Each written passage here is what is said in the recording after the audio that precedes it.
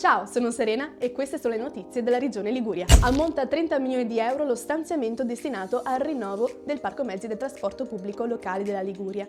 Le aziende potranno così acquistare nuovi autobus elettrici o a metano e realizzare le relative infrastrutture di alimentazione.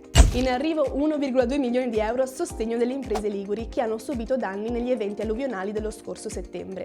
Le domande saranno presentabili sul sistema bandi online FILSE dal 10 al 27 febbraio. È stata rinnovata la convenzione con il Dipartimento dei Vigili del Fuoco per il contrasto agli incendi boschivi e la questione delle emergenze di protezione civile. L'accordo, che riguarda il triennio 2026-2028, prevede uno stanziamento di oltre 2 milioni. Genova ha celebrato gli 80 anni dalla morte del cardinale Pietro Boetto, arcivescovo di Genova dal 1938 al 1946, con un convegno a Palazzo Ducale dedicato a ricostruire il suo episcopato nei difficili anni della guerra, fino alla liberazione. Parte con un doppio appuntamento a Genova Fiorella canta Fabrizio e Ivano, Anime Salve, il nuovo progetto di Fiorella Mannoia. Alla data inaugurale del 27 giugno si aggiunge il live del 28 giugno all'Arena del Mare del Porto Antico. Rimanete aggiornati sui canali social di Regione Liguria.